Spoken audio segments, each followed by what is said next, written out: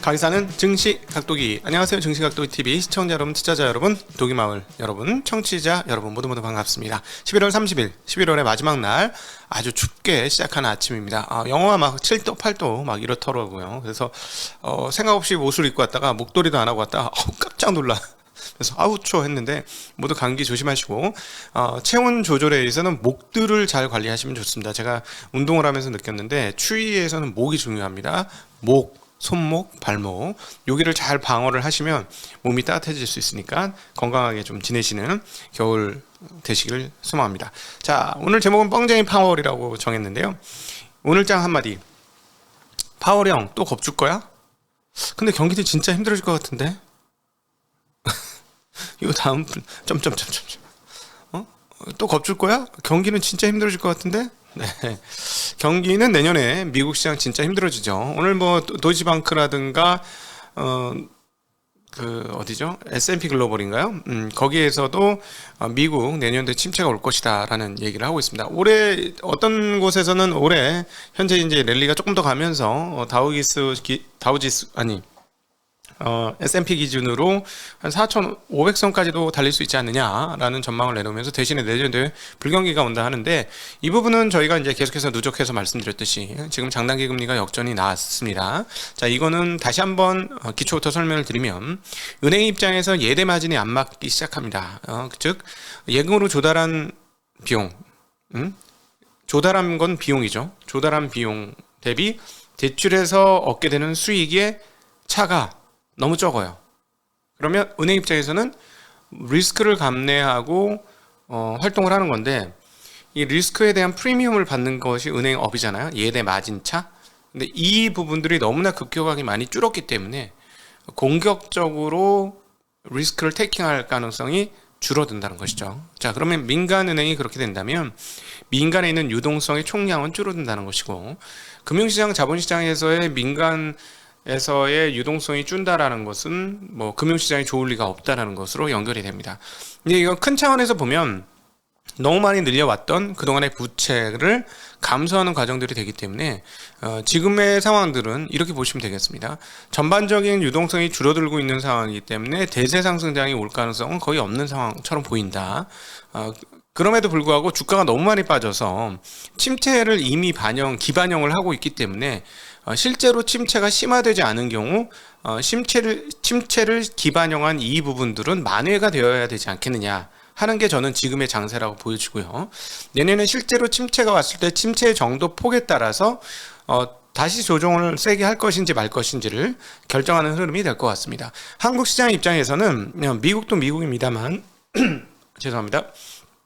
미국도 미국입니다만은 중국이 어떻게 될 것이냐가 이제부터는 굉장히 중요한 관건이고요. 23년도 시장에서는 미국의 존재도 중요하지만 중국의 존재가 22년보다는 월등히 중요한 한 해가 한국 시장에 펼쳐질 것이다라는 예상을 지금 해보게 됩니다. 일단 뭐 저희는 아무래도 보유 편향이 있기 때문에 긍정회로를 조금 더 돌려본다면, 중국 같은 경우는 지금까지 완화책을 굉장히 많이 했고, 그리고 그동안에 계속해서 억제해왔던 부동산 쪽에서도 상당폭 완화를 합니다. 물론 뭐 헝다까지 구원해주겠다라는 얘기는 아니겠습니다만은, 전일 발표된 바에 의하면 부동산 관련 디벨로퍼 기업의 대출이 있었는데요. 대출 금리가 3%입니다. 지금 이 시점에?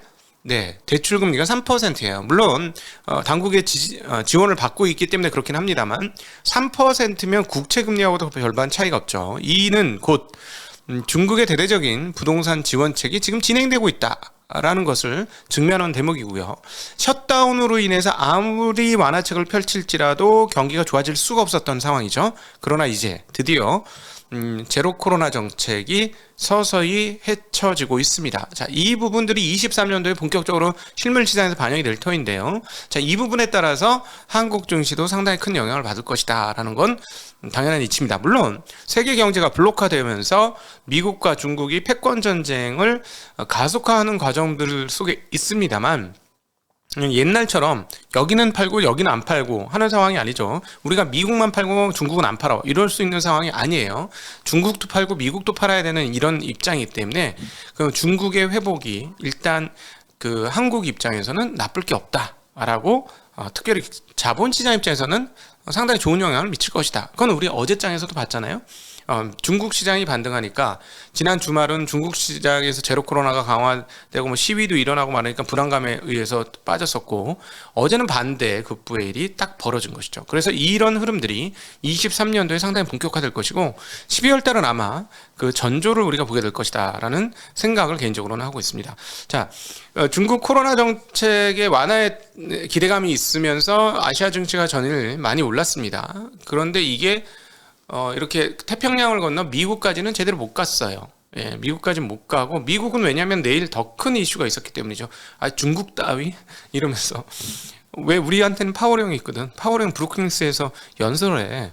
이런 상황입니다. 연설하는데 그동안에 어제도 정리를 해서 말씀드렸습니다만 중앙은행 관계자들의 발언이 어땠습니까?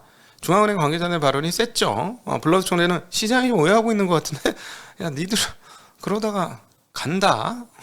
야 우리 여기서 안 멈춰. 약간 덜 밟을 뿐이야. 계속 달릴 거야. 우리 달리는 사람들이야. 뭐 이런 걸 보여줬죠. 블러드가. 웃기지 마. 5점에서 5.25는 무조건 가야 돼. 웃기지 마. 이런 상황입니다. 자, 그러면 옛날에는 비둘기 중에 왕비둘기가 파월이었었는데 요즘은 어떻습니까? 네, 아니죠. 자기가 최고 매판 줄 알고 행동을 하고 있습니다. 왜냐하면 지난번에 FOMC 회의가 끝나고 기자회견에서 어떤 태도를 보였죠? 웃기지 마라. 너희들이 생각하는 것보다 금리 훨씬 많이 올릴 거거든. 까불지 마. 그렇게 올리면 안 돼. 이랬던 게 파월 아닙니까? 예. 그런데 FOMC 회의록을 까보니까 뭐예요? 상당수의 인원들이, 상당수 많은 사람들이 금리의 속도 조절을 해야 되고, 이런 것에 그 통화를 지금 제약적인 상황까지 금리를 일단 올리기는 했으니 이것들을 시간을 봐가면서 상황을 보고 나서 결정해야 된다는 발언을 FOMC 회의록에서 여러 사람들이 했어요. 참여자들 중에서.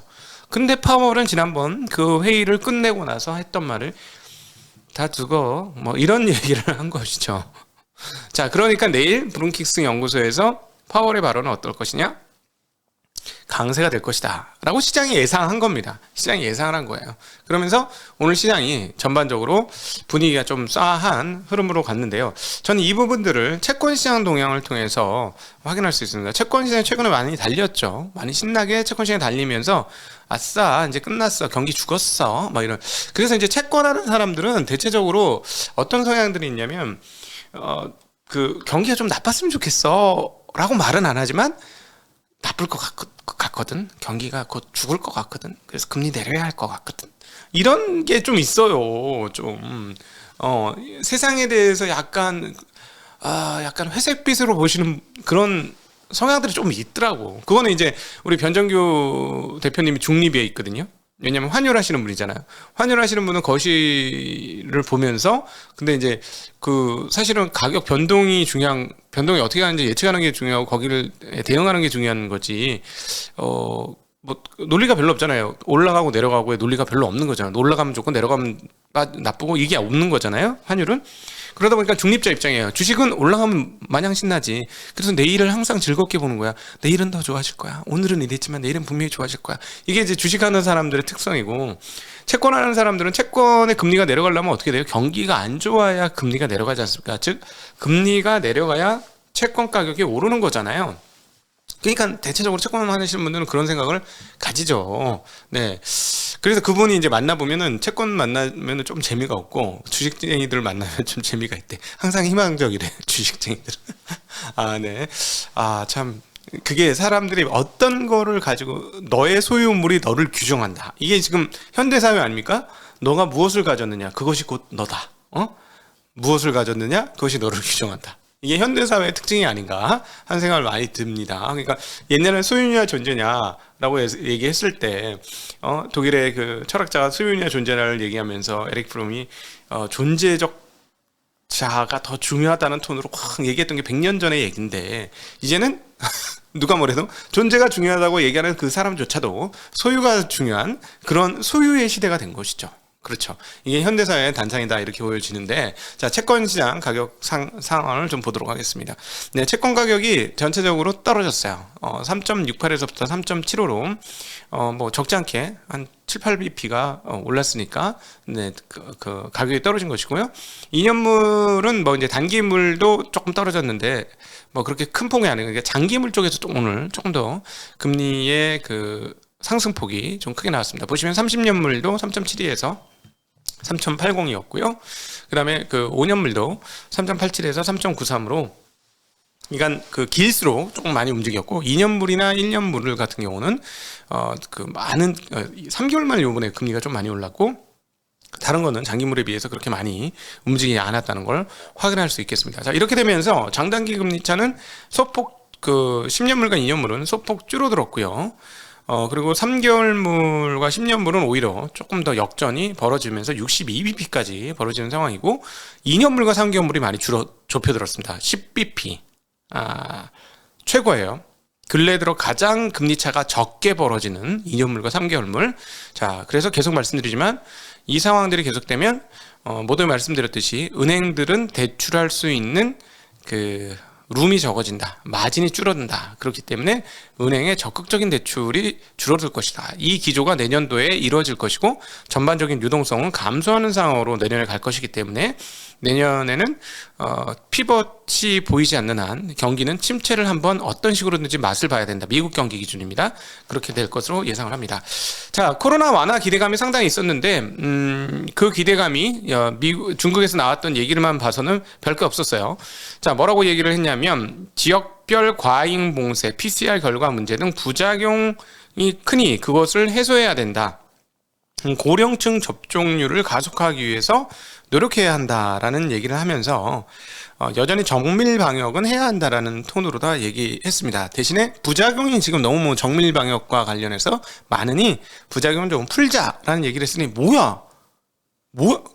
뭐야 그냥 똑같잖아 이렇게 생각을 하는 거죠. 왜냐하면 기대를 잔뜩 했던 시장에서는. 그러니까 저희가 어제 그것도 예상했죠. 얘네들은 만만되기 때문에 절대 센 얘기를 안 한다. 그러나 중요한 건 방향성이다. 방향은 확실히 틀었다. 제로 코로나 완화로 방향을 틀었으니 그게 중요한 것이다라고 얘기했는데, 시장은 먼저 환호한 거예요.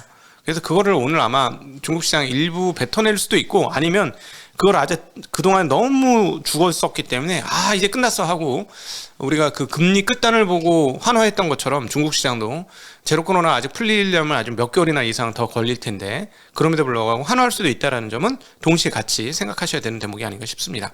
어쨌든 미국 증시 상황들을 보면 제로 코로나가 제대로 안 풀리니까 애플이 가장 큰 타격을 받고 있어요. 애플이 지금 이렇게 3일 연속 크게 빠지는 거는 정말 오랜만인 것 같은데요. 그 애플이 지금 2%가 또 넘게 빠졌습니다. 지금 3일째 연속 그런 흐름들을 보여주고 있는데요. 한번 흐름을 살펴보시죠. 지금 2.12% 빠졌고, 그 다음 빅테크들이 전반적으로 좋지를 못해요. 예, 아무래도 중국 시장의 분위기가 안 좋으니까 관련된 기업들이 안 좋고, 애플이 안 좋으면 반도체가 뭐 썩 좋을 리는 별로 없는 거죠. 네, 그리고 아마존은 지금 AWS의 성장률이 조금 떨어졌습니다. AWA 성장률이 좀 떨어졌는데, 그래도 괜찮게 계속 성장하긴 할 건데 과거 대비로 성장률이 좀 떨어지고 있어서 조금 뭐 주가가 좀 안 좋은 부분이고, 좀 유가는 튀었습니다. 유가는 다시 올라오면서 오펙 플러스 회의가 있죠. 그러다 보니까 한번 반등을 해줬고, 그동안 계속 좋았던 통은 조금 떨어졌는데, 사이버 먼데이 집계가 지금 포착이 안 되는데, 사이버 먼데이 흐름들이 어떻게 되는지도 이 유통업체는 상당히 중요해 보이는 모습입니다. 자, 그러나 지금 애플이 저렇게 빠지면서 이제 정저우시 락다운 관련해서 우려가 많은데요.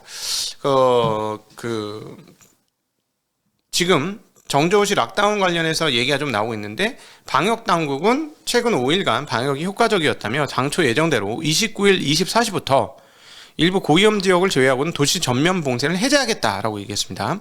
그리고 기존 상시 관리 체제에 돌입하겠다 했고, 그다음 또 광동성요, 여기가 굉장히 확진자가 많죠. 광동성도 그 밀접 접촉자의 재택 격리를 허용했고요. 29일 시민 일상생활의 불편을 최대로 낮추기 위해 조건에 부합하는 밀접 접촉자의 경우 재택 격리가 가능하다라고 발표를 했고, 중국은 확진자 1차 접촉자는 그동안에 시설 격리를 해왔었고요.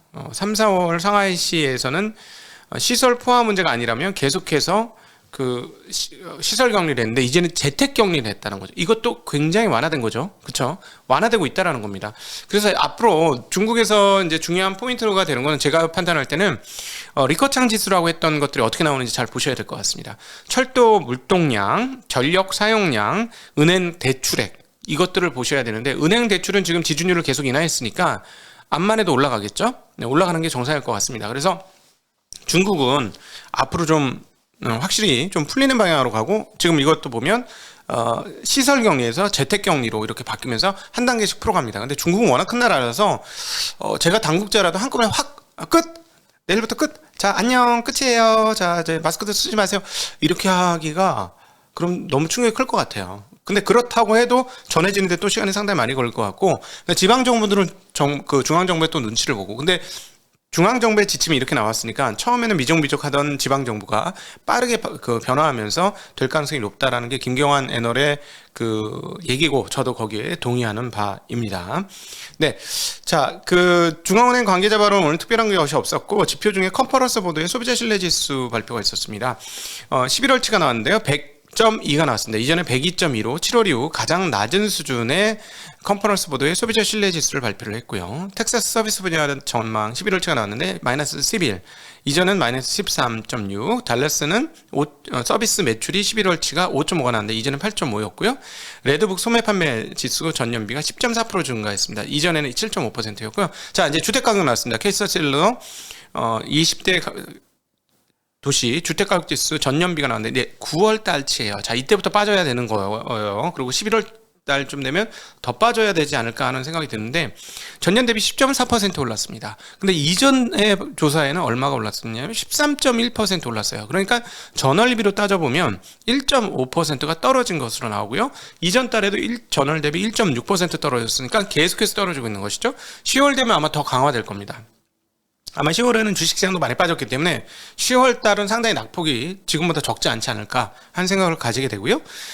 주택가격지수 전년비는 11%고요. 이전에는 12%였는데 이 상승폭이 줄어들고 있는 상황이고 전월비는 0.1% 증가입니다. 주택가격지수가 392에서 392.3으로 나오고 있습니다. 자, 달러 가격 한번 흐름 살펴보죠. 달러 가격 강세가 보여졌는데요.